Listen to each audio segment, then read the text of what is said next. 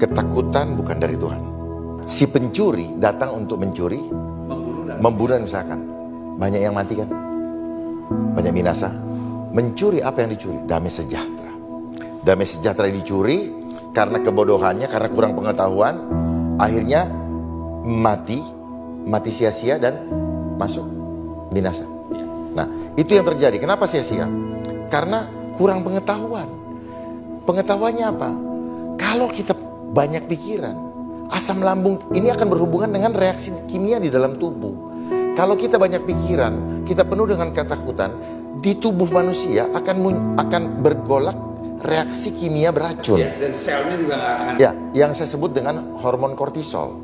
Dia akan memicu asam lambung naik. Nah, asam lambung yang naik akan menutupi pernafasan kita dan slim itu akan menjadi lengket seperti lem. Nah, ketika pori-pori sel itu tertutup, kan sel ini kan punya pernafasan juga, Pak, punya pembuangan, ya, sel, dia hidup. Kalau dia shutdown, terus kemudian kepanikan dan ketakutan itu semakin menggila, dan akhirnya si asam lambung tidak bisa menembus ini, dia akan mendesak ke jantung. Makanya rata-rata kena jantung dan kena ini napasan. Nah, seperti itu. Semua karena pikiran. Orang kalau punya pikiran, Pak, pikiran negatif, lemah, Pak, badan. Otomatis. Makanya hati yang gembira adalah obat. Obat yang manjur. Manjur. Nah, kenapa manjur? Karena ketika hati yang gembira, karena penuh dengan damai sejahtera, penuh dengan shalom, maka hormon di dalam tubuh kita akan menghasilkan hormon positif, yaitu hormon endorfin, hormon yang memudahkan kita senyum, hormon dopamin, oksitosin, serotonin itu hormon yang bahagia, dan interferon. Interferon itu kalau orang ada kanker, lewat habis semua. Makanya terjadilah sesuai dengan imanmu. Jadi waktu Alkitab bilang hati yang gembira adalah obat, itu secara teknologi bisa dibuktikan bahwa ada hormon. Yes, otomatis itu, Pak. Karena tubuh kita sudah diperlengkapi oleh senjata oleh Tuhan untuk merecovery dirinya sendiri tanpa bantuan dari luar. Tuhan udah nyiapkan dari alam. Tubuh kita ini diciptakan dari tanah. Berarti yang koheren dengan tubuh kita adalah segala sesuatu yang ada di dalam tanah. Gak mungkin dari kimia yang datang. Nah, sekarang kalau bicara tentang fear tadi atau ketakutan tadi, adakah hubungannya dengan peristiwa yang terjadi hari-hari? Ada. Karena ini adalah cara untuk menggiring. Karena gini, kenapa ketakutan yang dijadikan isu? Kalau cuman bilang tidak ada uang atau negara kolaps, nggak punya bangkrut dan sebagainya, nggak menakutkan orang. Yang penting gue masih bisa ketemu saudara gue. Tetapi kenapa? Karena tadi perlu percepatan untuk segera menguasai mindset manusia. Perlu diperhatikan, setiap sistem itu sifatnya masif. Masif itu memaksa, skala besar, dan intensitas tinggi. Memaksa ini apa? You don't have another chance. Kita tidak punya another option.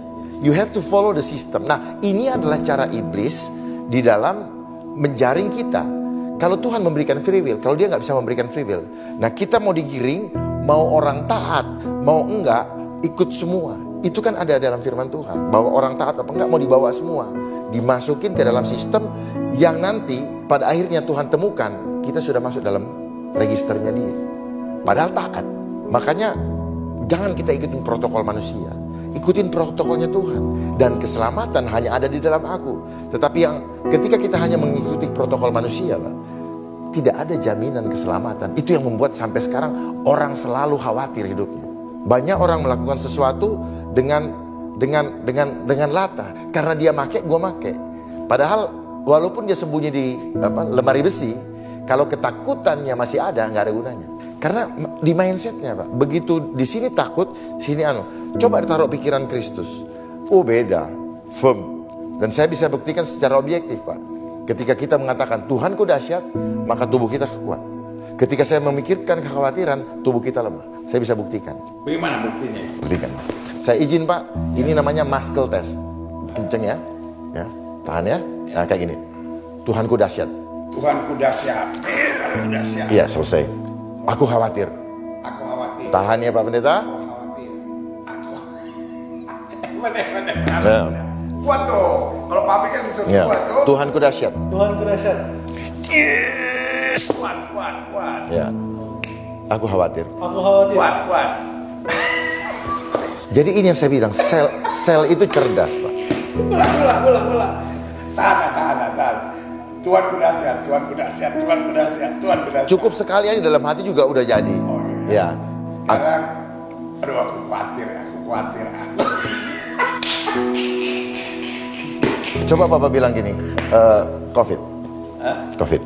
Covid. Aku sehat. Aku sehat. Itulah sel, Pak. Sel.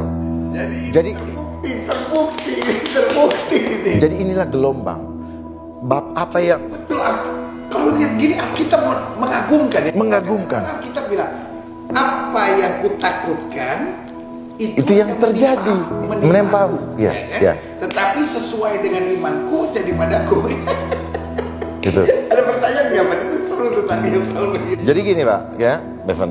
Nah, Kalau Papa kan lebih Alkitabiah kan, Papa kan S1 teologi. Kalau saya cuma mau straight to the point Bang. COVID-19 tuh ada nggak sih Bang sebenarnya? sebagai anak Tuhan, saya percaya penyertaan Tuhan sempurna. Ini hanya seperti iklan, ya. Bagi saya, ini pendapat pribadi. Karena nanti ada yang tidak suka, tapi pendapat pribadi saya. Kenapa saya imani dalam nama Tuhan Yesus bahwa ini adalah permainan pikiran, fear engineering. Ketika kita ditakut-takutin dan kita takut, kita kena. Gitu. Sebenarnya apa? Apa saja kalau dipropagandakan, kayak misalnya jualan, misalnya Evans gitu. Wah, terus semua media mendukung, semua di sini mendukung, semua gitu. Jadi barang itu.